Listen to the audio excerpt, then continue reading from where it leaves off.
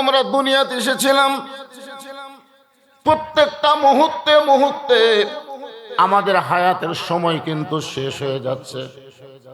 এই জন্য ইমাম গাজ্জালি বলেছেন, তুমি যখন কোনো জায়গা থেকে রওনা দাও, তুমি মনে করো না আমি বাজারে যাচ্ছি, আমি শহরে যাচ্ছি, আমি বাড়িতে যাচ্ছি, বরং তোমাকে মনে করতে হবে প্রত্যেকটা ধাপে ধাপে ধাপে ধাপে আমি আমার হায়াতকে অতিক্রম করে মৃত্যুর দিকে হাঁটতেছি। এই যুবকেরা, তোমাদের খবর কি? এখনকার যুবকদের সাইজ আছে ভাই, এরা যে মরবি এর কি মনেই নাই। আমরাও তো এক সময় যুবক ছিলাম, ঠিক কিনা বলেন? আমরা যখন যুবক ছিলাম আমাদের খারাপ হওয়ার কোনো রাস্তা ছিল না। বহু চেষ্টা করতাম খারাপ হবো, কিন্তু রাস্তা নাই, কারণ তখন বেপর্দা মেয়েও নাই, রাস্তা যে চোখ টিভি মারমো শেষ। কলু ইন্না লিল্লাহি ওয়া ইন্না ইলাইহি রাজিউন। ইন্নাল্লাহা ওয়া মালাইকাতাহু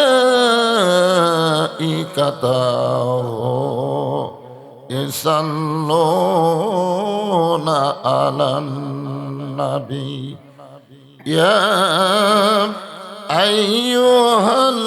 আইয়ুহাল্লাযীনা আমানু সাল্লু আলাইহি ওয়া সাল্লিমু তাসলিমা।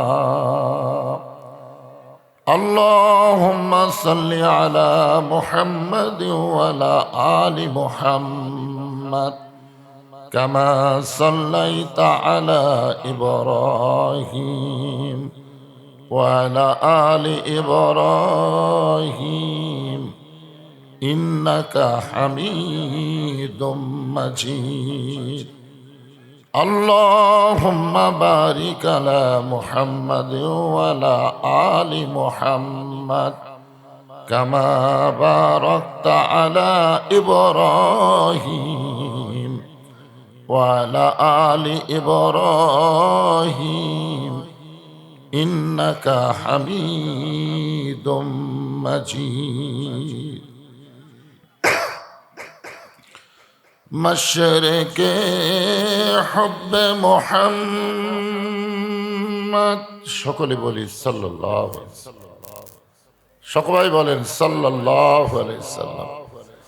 मतलाए दीवानी माँ मतलाए खुर्शीद इश्कास सीनाए सो जाने माँ बलागल उला बिकमालिही कशाफत दुजा बिजमालिही हसनत जमीओ खिसालिही सल्लो अलैहि व आलिहि ला इलाहा इल्लल्लाह। গরম পানি লাগবে, শস্য গরম না। লা ইলাহা ইল্লাল্লাহ লা ইলাহা ইল্লাল্লাহ লা ইলাহা ইল্লাল্লাহ লা ইলাহা। এতগুলো পুরুষ মানুষ একটু জবান খুলে আল্লাহর জিকির করেন, লা ইলাহা ইল্লাল্লাহ লা ইলাহা। যার দিলে আছে আমার আল্লাহর ভয়, কার ভয়? যার মনে আছে আল্লাহর ভয়, আল্লাহ আল্লাহ সব সময় আহার নিদ্রা ভালো লাগে না এই দুনিয়া, ভালো লাগে না, ভালো লাগে শুধু আল্লাহ, জোরে লা ইলাহা।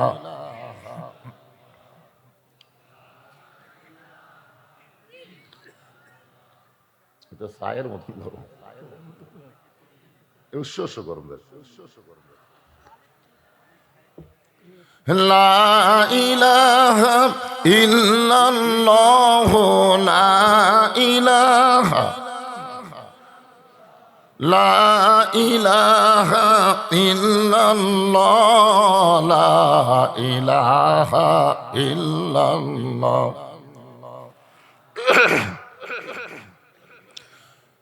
আল্লাহর পক্ষ থেকে প্রথম দুনিয়াতে যে ইবাদত, আল্লাহর হুকুম, সেই হুকুমটা হলো জিকির করা। জোরে বলেন কি করা? যখন নামাজ, রোজা, হজ, যাকাত এগুলো কিছুই ছিল না, তখন বান্দা বান্দির জন্য যে ইবাদত ছিল তার নাম হলো জিকির। এই জন্য আল্লাহ কোরআনে বলেছেন, ফাযকুরুনি আযকুরুকুম। কোরআনের কোন জায়গায় আল্লাহ বলে নাই যে আমার নামাজ পড়ে আমি তার নামাজ পড়ি, কোন জায়গায় আল্লাহ বলে নাই যে আমার রোজা করে আমি তার রোজা করি, কিন্তু আল্লাহ বলেছেন যে আমার জিকির করে আমি আল্লাহ তার জিকির করি। আর এই মুহূর্তে আপনারা যে জিকিরটা করতেছেন এটা কি জিকির? এই জিকির সম্পর্কে রাসূল বলেছেন, আফজালু জিকির লা ইলাহা ইল্লাল্লাহ। কোন ব্যক্তি সারা জীবন যদি পাপ করে আর মৃত্যুর সময় এই কলেমার জিকির করতে করতে যদি মারা যায়, শুধু কলেমার জিকির মুখে জারি রাখার কারণে আল্লাহ তার জীবনের সব গুনাহ মাফ করে দেয়। তাহলে সেই জিকির করতে আমাদের কোন আপত্তি আছে? সবাই একটু হুঙ্কার দিয়ে জিকির করেন, লা ইলাহা ইল্লাল্লাহ।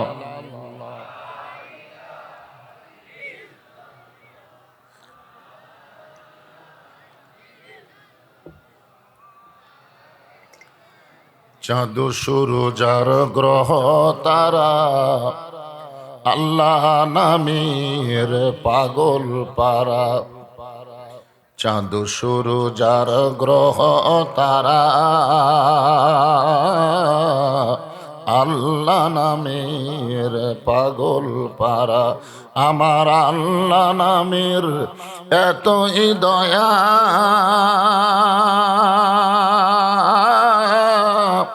আল্লাহ নামের এতই মায়া, লুকিয়ে রাখছেন হে আল্লাহ, জোরে লা ইলাহা ইল্লাল্লাহ। লা ইলাহা ইল্লাল্লাহ মুহাম্মাদুর রাসূলুল্লাহ।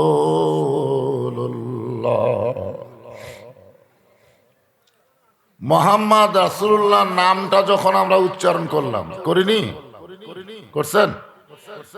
সঙ্গে সঙ্গে আপনার উপর একটা সংক্ষিপ্ত দরুদ শরীফ পড়া লাগবে, সাল্লাল্লাহু আলাইহি ওয়াসাল্লাম।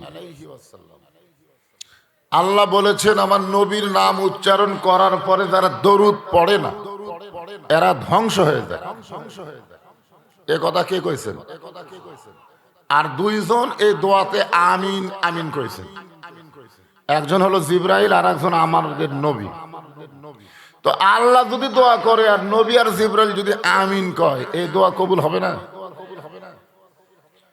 তাহলে নবীর নাম উচ্চারণ করে বক্তা বলার আগেই আপনাদের সবাইকে বলা রাখতো সাল্লাল্লাহু আলাইহি ওয়াসাল্লাম।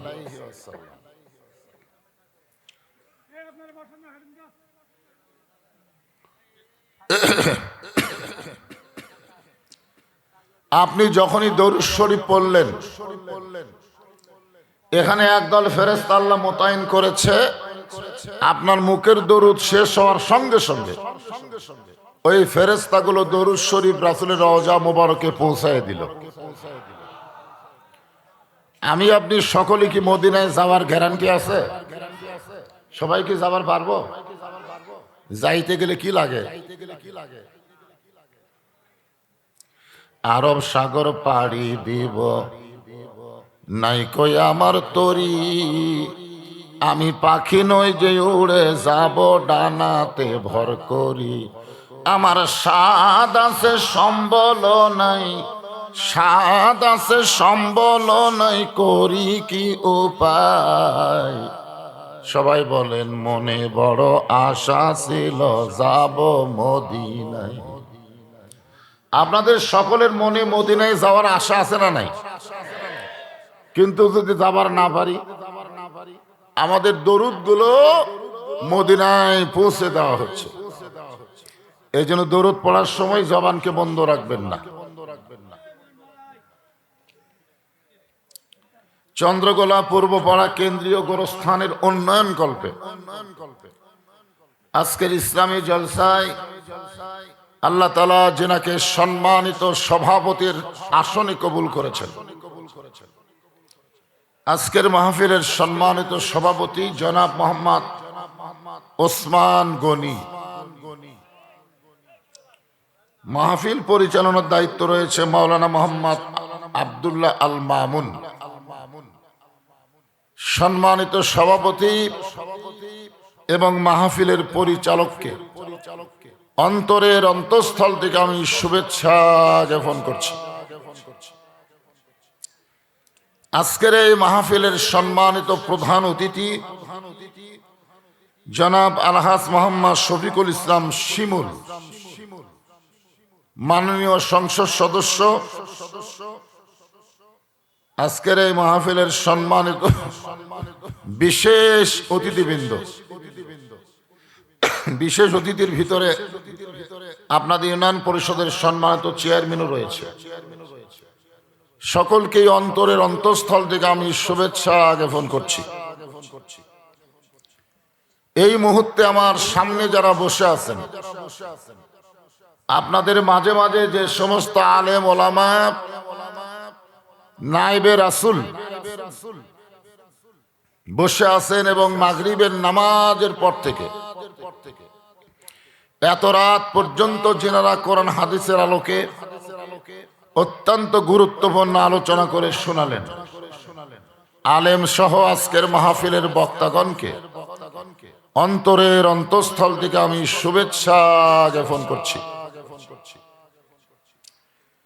এই মুহূর্তে আমার সামনে যারা বসে আছেন, যিনাদেরকে আল্লাহ দয়া করে, রহম করে, মেহেরবানি করে আজকের এই জান্নাতের বাগানে কবুল করেছেন।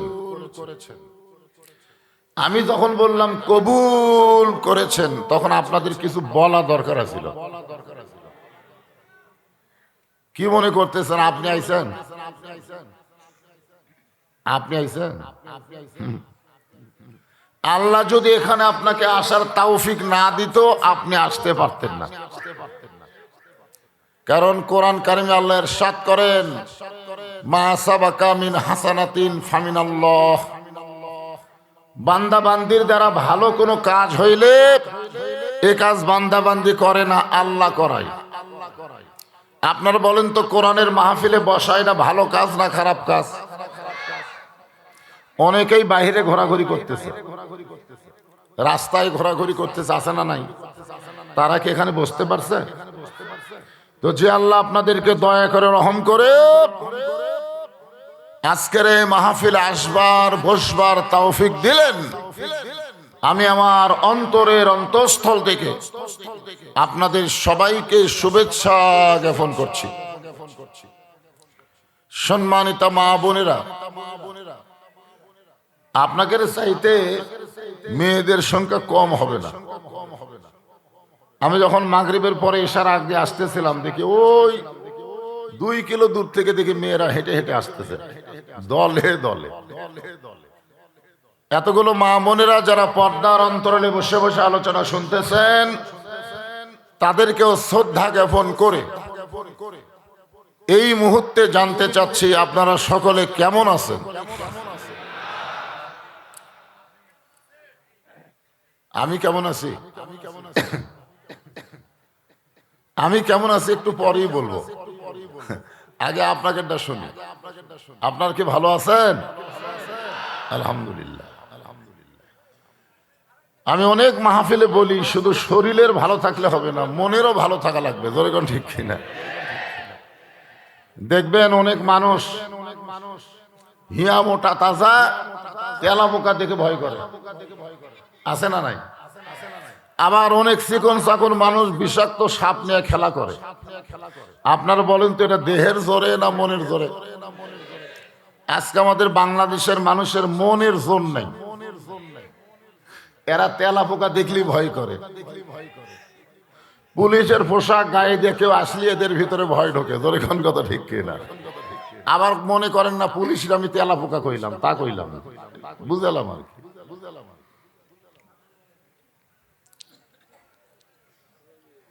আল্লাহ রাসূল বলেছেন, আলা বিযিকরিল্লাহ তাতমাইন্নুল কুলুব। তোমার শরীর ভালো থাকার পরে তোমার অন্তরকে যদি তুমি শান্তিময় করতে চাও, তাহলে আল্লাহর জিকিরের মাধ্যমে এটা সম্ভব। আর জিকির মানে কি? এই জিকির মানে কি বোঝেন আপনারা? যে কোরআন থেকে আপনারা ওয়াজ শুনবেন, এই কোরআনকে লক্ষ্য করে আল্লাহ বলেছেন, ইন্না নাহনু নাযালনা যিকরা ওয়া ইন্না লাহু লাহাফিজুন।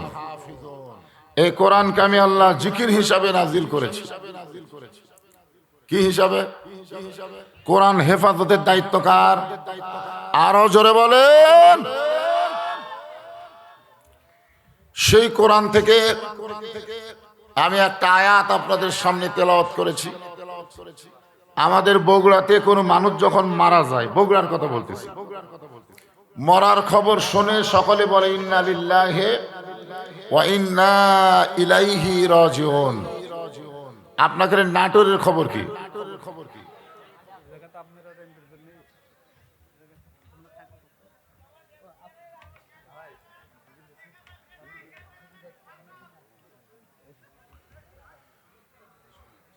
আমি কি বলতেছিলাম গুরুত্ব দিয়ে শুনলেন না? গুরুত্ব দিছেন? আমাদের বগুড়াতে কোনো মানুষ যখন মারা যায়, মরার খবর শুনে সকলে ইন্না লিল্লাহ কয়। আপনাদের নাটোরের খবর কি? একই খবর। আর আজকের মাহফিল হলো গোরস্থানের মাহফিল। ধরে কোন কিসের মাহফিল? গোরস্থান মানে কি? হ্যাঁ, আমরা এক জায়গায় ছিলাম, এক জায়গায় আমরা ছিলাম, ওই জায়গার কথা আমাদের মনে নেই। সেই জায়গা থেকে আল্লাহ আমাদেরকে দুনিয়াতে প্রেরণ করছে। এরকম একটা গানও আছে, এই আয়াতের বাংলা অর্থ, কোন বনেরই পাখি তুমি আইলা রে কোন বনে, আবার কোন বনেতে যাইতে হবে পড়ছে নাকি মনে। আমরা কোথায় ছিলাম, কোথায় আসলাম, আবার আমাদেরকে কোথায় যাওয়া লাগবে। আমরা এসেছি এ কথা আমাদের মনে নেই, কিন্তু আমরা যেখানে আছি এই কথা আমাদের মনে আছে। আছে না নাই? আমরা বর্তমানে কোথায় আছি? আরে দুনিয়া না কয়ে যে জায়গাত আছেন, এই জায়গার নাম কোন? দুনিয়ায়। এই জায়গার নাম কি? কোলা। মাশাআল্লাহ। এই চন্দ্রকোলা থেকে আমাদের সবাইকেই যাইতে হবে। আমাদের বাড়ি যাওয়ার গ্যারান্টি নাই, কিন্তু কবরে যাওয়ার গ্যারান্টি আছে।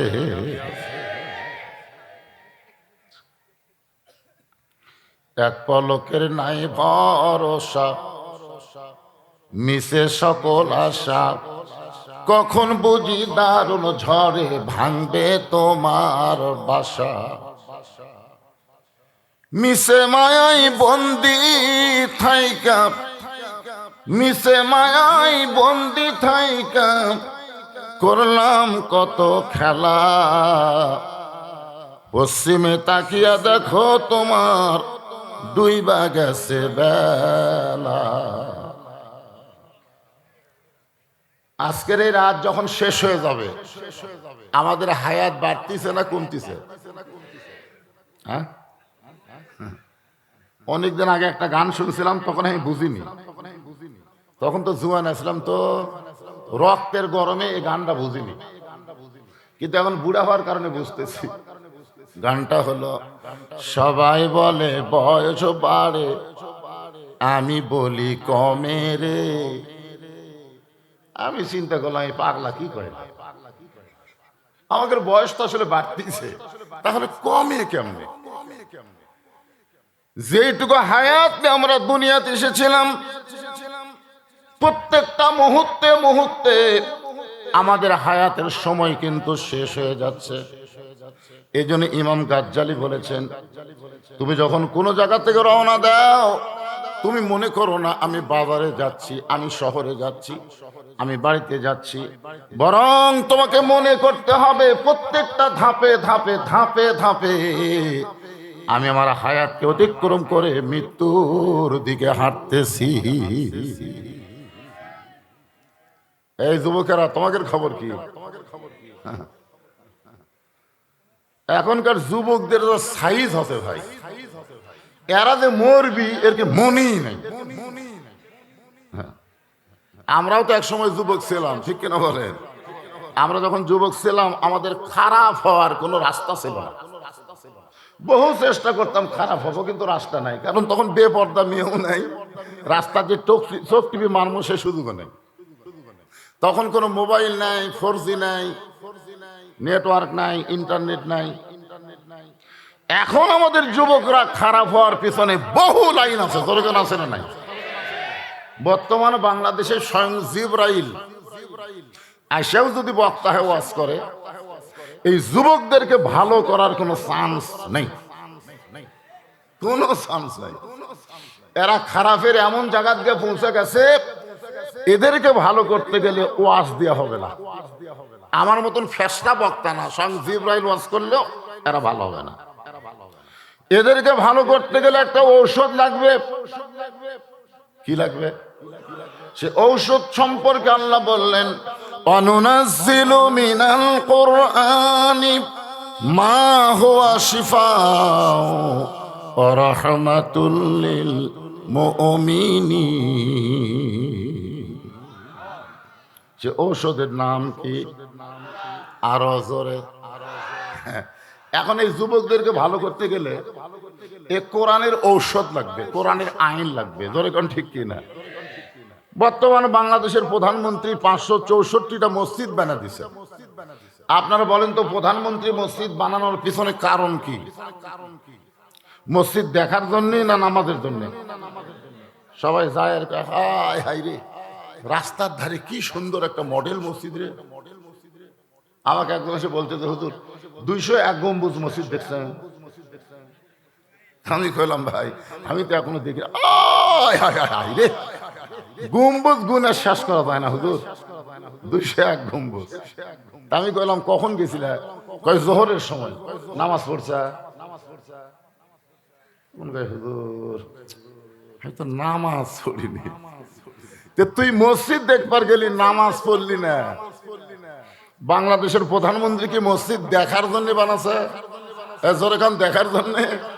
কিসের জন্য? তাহলে আমাদের যুবকদেরকে যদি আমরা ভালো করতে চাই, মসজিদ বানানোর সঙ্গে সঙ্গে মসজিদে মুসল্লি বাড়ানোর আইন করা লাগবে। জোরেখান কি করা লাগবে?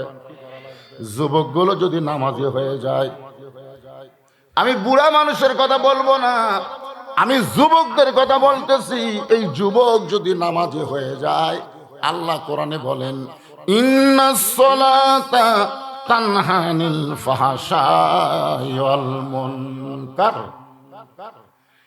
একমাত্র নামাজই পারে মানুষকে যাবতীয় অশ্লীলতা খারাপি থেকে বাঁচায় দিতে। যে পারবে তার নাম কি? কথা হয় না।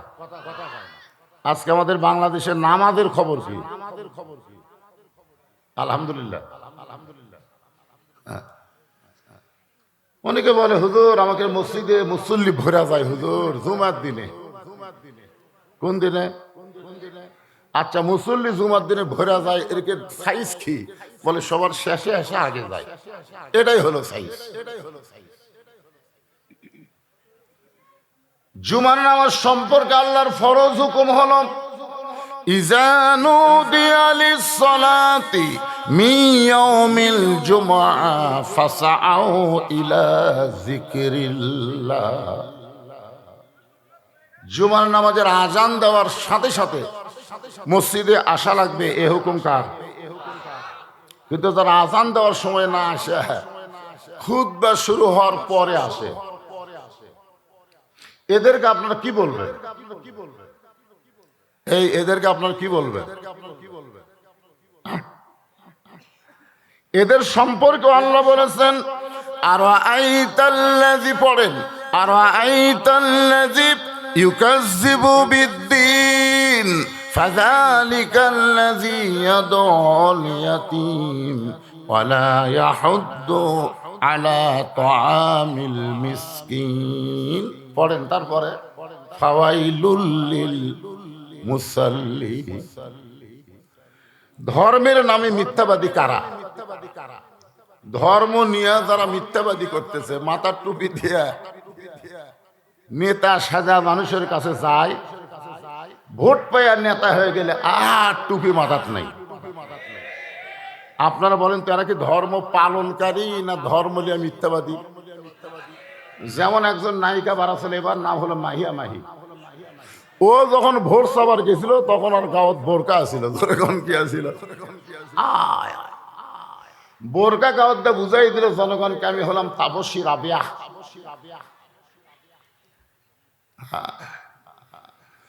জুমার দিনে যারা সবার শেষে এসে আগে যায়, আল্লাহ বলেছেন এরা মুসল্লি নয়, এরা হলো ঠাট্টাকারী। নামাজের নাম নিয়ে এরা ঠাট্টাকারী। ধরে কোন কি কারি?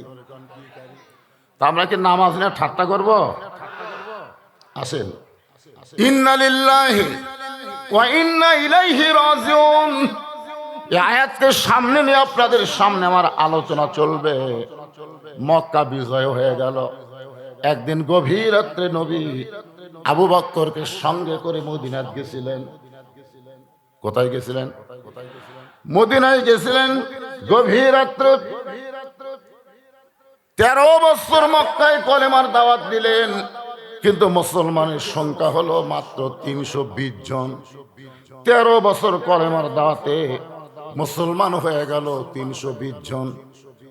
নবী বলে আল্লাহ এই হারে কলেমার দাওয়াত দেই, মুসলমান হয় আর কাফেররা মারতে মারতে তাদেরকে হত্যা করে দেয়, এভাবে আর কতদিন আমি চলবো?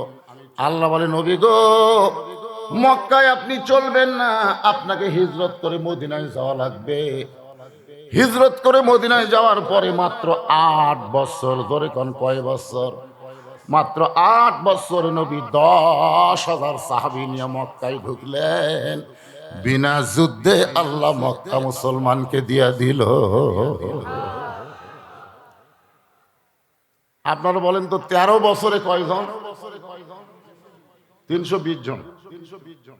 আর 8 বছরে 10,000। তাহলে বলেন তো মক্কার ইসলাম আর মদিনার ইসলাম দুটো কি সমান?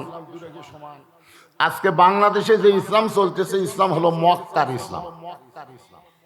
এই ইসলাম দিয়ে নবীর দাওয়াতে 13 বছরে 320 জন, আর আমাদের ফাঁসটা মক্কার দাওয়াতে কাম হবে।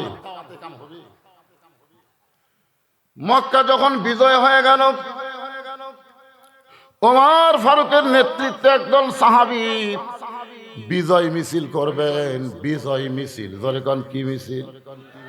আমাদের বাংলাদেশের 16ই ডিসেম্বর বিজয় মিছিল আছে না নাই? এজরে কোন আছে না নাই? আমি গত এই বছর বিজয় মিছিলে দেখলাম একজন নেতা ভাষণ দিতে বলতেছে, ভারত যদি আমাদেরকে সহযোগিতা না করত তাহলে আমরা বিজয় অর্জন করতে পারতাম না। এই ভাষণ দিয়ে নেতা যখন টেস্ট থেকে নামে আসলো, আমাদের কইলে হুজুর আপনি ভাষণ শোনেন। আমি বললাম শুনি ভাই, তোমাকে একটা লোকমা দিবার চাই। বলে হুজুর কি লোকমা? আমি বললাম এই কথা বলবেন না যে ভারতের সহযোগিতায় বাংলাদেশ স্বাধীন হচ্ছে। আপনি যদি মুসলমানের বাচ্চা হন তাহলে আপনাকে বলতে হবে আল্লাহর দয়ায় বাংলাদেশ স্বাধীন হচ্ছে। জোরে কোন কথা ঠিক কিনা? মুসলমান কোনোদিন ভারতের কাঙ্গাল না, আমেরিকার কাঙ্গাল না, মুসলমান হলো আল্লাহর কাঙ্গাল। জোরে কোন কথা ঠিক কিনা?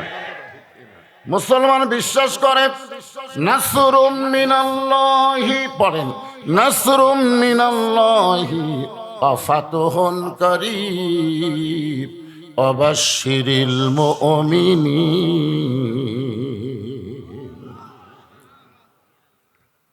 আচ্ছা, ভারত যদি বাংলাদেশের মুসলমানকে সহযোগিতা করে তাহলে 400 বছরের পুরাতন বাবরি মসজিদ ভাঙ্গে ওই জায়গায় রাম মন্দির বানানোর